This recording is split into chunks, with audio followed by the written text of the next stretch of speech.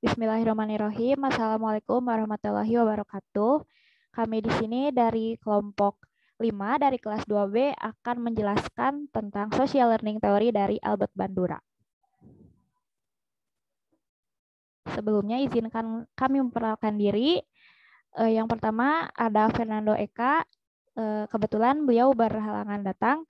Lalu yang kedua ada Putri Fardah dengan NIM 062, Putri Hanan dengan 065, Aura Azizah dengan NIM 067, dan saya sendiri Kanzairunisa dengan NIM 070.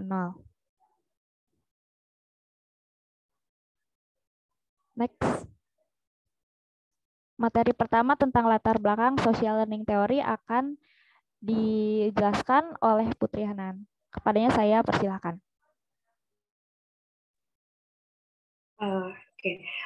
Jadi latar belakang social learning theory dikemukakan oleh Albert Bandura. Beliau ini sangat terkenal dengan teori pembelajaran social learning theory. Salah satu konsep dalam aliran behaviorisme yang menekankan pada komponen kognitif dari pikiran, pemahaman, dan evaluasi. Ia juga seorang psikologi yang terkenal dengan teori belajar sosial atau kognitif, sosial, serta efikasi diri. Eksperimen yang sangat terkenal adalah eksperimen Bobodo yang menunjukkan anak-anak meniru seperti perilaku agresif dari orang dewasa di sekitarnya. Teori belajar sosial learning oleh Bandura menekankan bahwa kondisi lingkungan dapat memberikan dan memelihara respon-respon tertentu pada diri seseorang. Asumsi dasar dari teori ini yaitu sebagian besar tingkah laku individu diperoleh dari hasil belajar melalui pengamatan atas tingkah laku yang ditampilkan oleh individu-individu lain yang menjadi model. Saya kembalikan ke moderator. Terima kasih. Baik, terima kasih kepada Putri Hanan. Boleh di next ya. Di sini ada 5 asumsi dasar tentang teori belajar sosial. Yang pertama ada plasticity, yaitu manusia memiliki fleksibilitas untuk belajar berbagai tingkah laku dalam situasi yang berbeda. Bandura setuju dengan pendapat Skinner, namun Bandura lebih menekankan pada vicarious learning atau belajar dengan mengamati orang lain. Yang kedua ada konsep triadic reciprocal causation model, yaitu tindakan manusia merupakan hasil dari interaksi di antara 3 variabel, yaitu ada environment atau lingkungan luar yang berpengaruh, ada behavior, perilaku individu, dan juga person atau faktor internal individu yang melibatkan kognitif, persepsi, dan juga faktor internal lain. Nah, istilah resiprokal atau timbal balik digunakan untuk menunjukkan interaksi yang triadik, bukan hanya satu arah. Lalu yang ketiga ada agen perspektif, yaitu pada dasarnya manusia dapat mengontrol lingkungan dan kualitas hidup mereka. Bandura menyampaikan bahwa manusialah yang menciptakan sistem sosial dan ia pun merupakan produk dari sistem sosial. Next. Nah, salah satu komponen penting yang dibahas dalam teori ini adalah self-efficacy, yaitu keyakinan seseorang terhadap kemampuannya untuk melakukan kontrol terhadap fungsinya dan terhadap kejadian-kejadian dalam lingkungannya. Yang keempat yaitu self-regulation, yaitu manusia meregulasi tindakan mereka melalui faktor-faktor internal, yaitu fisik dan sosial, dan juga faktor eksternal, yaitu self-observation, judgmental process, dan juga self-reaction. Yang kelima ada moral agency, yaitu manusia mengatur tingkah laku mereka melalui moral agency atau standar perilaku moral. Next.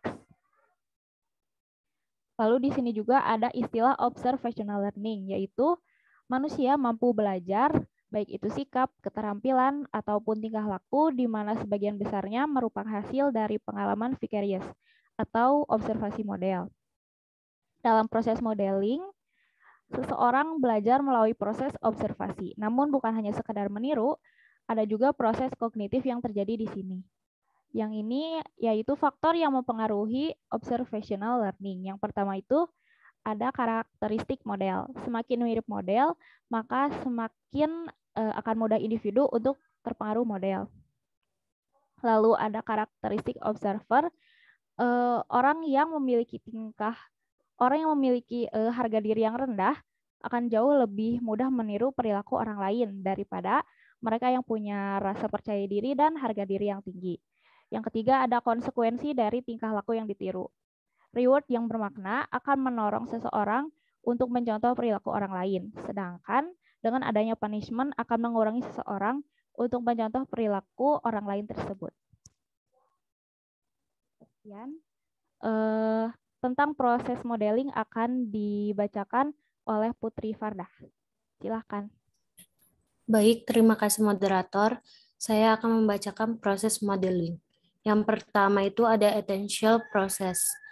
Individu mengembangkan proses kognitif dan keterampilan perseptual mereka untuk dapat memberikan perhatian dan memahami perilaku yang ditunjukkan oleh model. Step yang kedua itu ada retention process.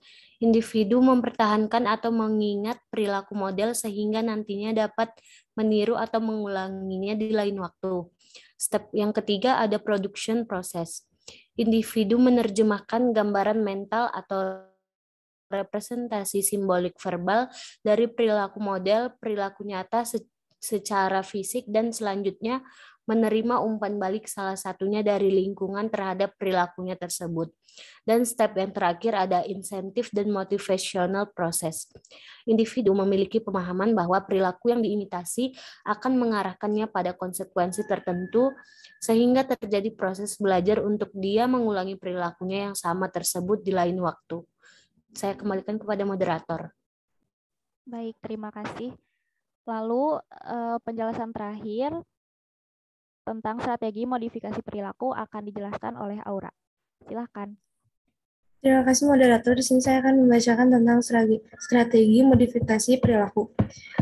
Dalam strategi ini ada 3 step. Yang pertama ada effort of vicarious modeling.